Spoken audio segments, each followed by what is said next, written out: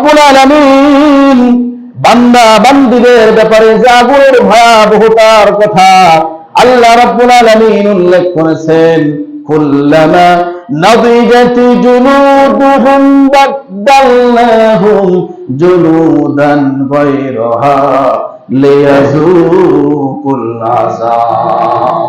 আল্লাহ রাব্বুল আলামিন এই জাহান্নামের আগুনের ভয়াবহতার কথা উল্লেখ করে বলেছেন, কুল্লামা নাদিজাত জুলুদুহুম বাদদালনাহুম জুলুদান গায়রাহা লিয়াযুকুল আযাব। আল্লাহ তাআলা ডাক দিয়ে বলে, ও আমার বান্দা বান্দিরা শোনো, আমি আল্লাহ রাব্বুল আলামিন এইরকম তেজওয়ালা আগুন আমি আল্লাহ তাআলা সৃষ্টি করেছি, যখন মানুষকে জাহান্নামের ভিতরে ফেলা হবে সাথে সাথে তাদের চামড়াগুলো পুড়ে ছারখার হয়ে যাবে। সকলে বলুন নাউযুবিল্লাহ। সুম্মা বাদদালনাহুম, শুধু তাই নয়, শোনো শোনো, মানুষের চামড়াগুলো পুড়ে যাওয়ার সাথে সাথে আমি আল্লাহ রাব্বুল আলামিন আবার পুনরায় চামড়াগুলো গজায় দিব। সকলে বলুন নাউযুবিল্লাহ। কেমন জাহান্নামের আগুন হাদিসের ভিতরে এসেছে, আল্লাহর নবী বলেছেন জাহান্নামের আগুন আমার আল্লাহ তাআলা 3000 বছর ধরে জাল দিয়েছে। কয় হাজার বছর বলেন? জাহান্নামের আগুনের রং কিন্তু কালো ধরনের, যে ইটটা দেখবেন বেশি পড়ে যায় ওই ইটটা কালো হয়ে যায়। বলুন ঠিক কিনা? এই জন্য কালো ধরনের জাহান্নামের আগুনের রং আল্লাহ রাব্বুল আলামিন বলতেছেন, ওই জাহান্নামের আগুন এত বড় ভয়াবহ যে জাহান্নামের আগুনের ভিতর পড়ার সাথে সাথে মানুষের কলিজাগুলো পুড়ে ছারখার হয়ে যাবে। সকলে নাউযুবিল্লাহ। দুনিয়ার আগুন যদি গায়ে লাগে সর্বপ্রথম হাতে লাগে, না হলে শরীরে লাগে, যে কোনো জায়গায় লাগে, ডাইরেক্ট কিন্তু কলিজায় হিট করে না। কিন্তু জাহান্নামের আগুন আমার আল্লাহ তাআলা এমন ভাবে তৈরি করেছেন যে জাহান্নামের আগুন কোন শরীরে স্পর্শ করে না, সর্বপ্রথম আসে কলিজা পুড়ায়া ছারখার করে দেয়। আল্লাতী তাত্তালিউ আলাল আফইদা ইন্নাহা আলাইহিম মুসাদা। আল্লাহ রাব্বুল আলামিন বলতেছে জাহান্নামের আগুনের বৈশিষ্ট্য হলো আল্লাতী তাত্তালিউ আলাল আফইদা, এটা হলো মানুষের কলিজাগুলো পুড়িয়ে ছারখার করে দেয়, পুড়িয়ে দেয়। সকলে বলুন নাউযুবিল্লাহ। এই জন্য ভাইয়ের আমার, বন্ধুগণ আমার, আল্লাহ রাব্বুল আলামিন এই সূরাতুল আহজাবের 66 নম্বর আয়াতের ভিতর আল্লাহ তাআলা বলতেছেন, শোনো, কিয়ামতের দিন কিছু কিছু মানুষকে আল্লাহ রাব্বুল আলামিন এই জাহান্নামের ভিতরে উলট পালট করে তাদেরকে জাহান্নামের ভিতর আগুন দিয়ে পোড়াবে।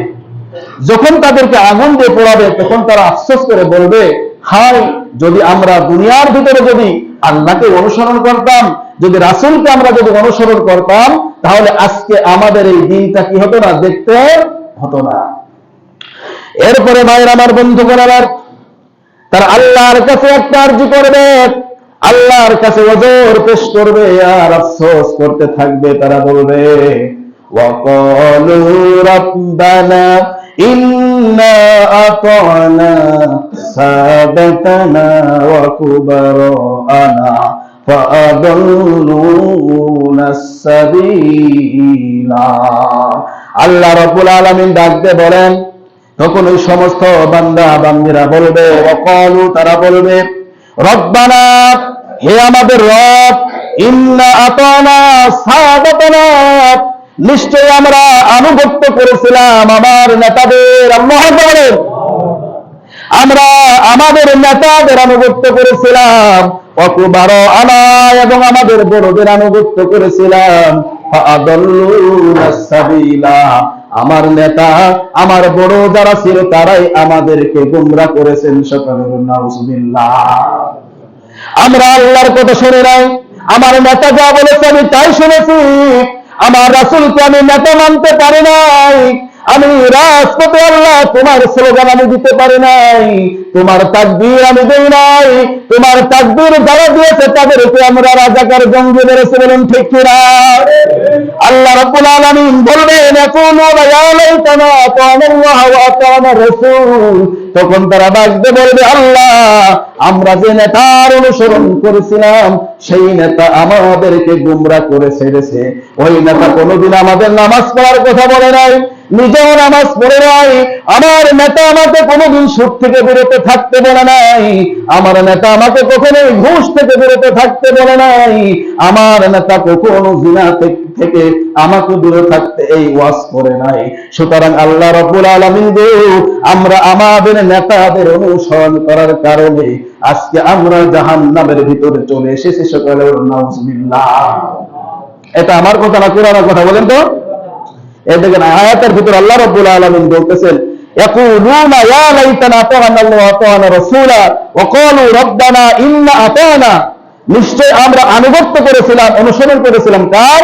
সাদাতানা। সাদাতুন শব্দের কি নেতা, আর না মানে আমাদের সাদাতানা, আমাদের নেতাদের কি করেছিলাম? অনুসরণ করেছিলাম। অর্থাৎ নেতা যখন বলেছে অমুকের মারতে হবে, সাথে সাথে মারতে চলে গেছে। বলুন ঠিক কিনা? নেতা বলেছে অমুকের কেসে ফাঁসাই দিতে হবে, আমি তাই দিয়েছি। অমুকের বাড়িতে আগুন ধরিয়ে দিতে হবে, আমি তাই দিয়েছি। বাসে আগুন দিতে হবে, আমি তাই দিয়েছি।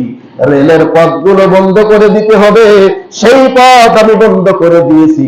মানুষের অশান্তির ভিতর রেখেছি আমার নেতার কথা শুনে। বলুন ঠিক কিনা? এমনকি রেলের পথ পর্যন্ত খুলে রাখতেছে। বলুন ঠিক কিনা? কেন? মানুষ পুড়ে যাচ্ছে, মানুষের বাসে আগুন দেয়। এটা কোন ইসলাম হতে পারে? বলেন তো, এটা কোন ইসলাম হতে পারে? মানুষকে কষ্ট দেবে না, ওই বাসের ভিতরে নারী থাকতে পারে, শিশু থাকতে পারে, এটা কোনদিন ইসলাম অনুমতি দেয় না। যেই করুক না কেন আল্লাহর কাছে তার জবাবদিহিতা করা লাগবে না, লাগবে না? যে নেতার কথা শুনে অপকর্ম করেছেন, যে নেতার কথা শুনে ওই ব্যক্তি মানুষকে কষ্ট দিয়েছে, মানুষকে কেসে ফাঁসাইছে, মানুষের বিরুদ্ধে সে গেছে কিয়ামতের ময়দানে, ওই ব্যক্তি আল্লাহর কাছে আসলে বলবে, আল্লাহ এই যে আমার নেতা দেখতেছেন, এই নেতার অনুসরণ আমি করেছিলাম, তোমার অনুসরণ আমি করি নাই, আমার রাসূলকে আমি নেতা বানাতে পারি নাই, এই জন্য আল্লাহ রাব্বুল আলামিন আমি আজকে জাহান্নামের ভিতরে এসেছি। বলুন ঠিক কিনা? ভাইরা আমার, বন্ধু আমার, এইভাবে ওই ব্যক্তি বলতে থাকবে যে ইন্না আতা'না, নিশ্চয় আমরা অনুসরণ করেছিলাম, সাদাতানা, আমাদের নেতাদের অনুসরণ করেছিলাম। অর্থাৎ এমন নেতাকে আমরা অনুসরণ করেছি যে নেতা কোনোদিন আমাদেরকে নামাজ পড়ার দাওয়াত দেয় নাই, যে নেতা আমাদের ঘুষ থেকে বিরত থাকতে বলে নাই, যে নেতা আমাদেরকে জিনা থেকে বিরত থাকতে বলে নাই, অর্থাৎ গুনাহের কাজ থেকে বিরত থাকার জন্য নেতা কোনোদিন বলে নাই। আমাদের নেতা শুধুমাত্র দুনিয়ায় কার কি করব না করব এটাই শুধু আমাদেরকে বলেছে, আর আমরা সেগুলোকে বাস্তবায়ন করেছি। ও আল্লাহ, এই জন্য আজকে আমরা কি গেছি? জাহান্নামে এসেছি।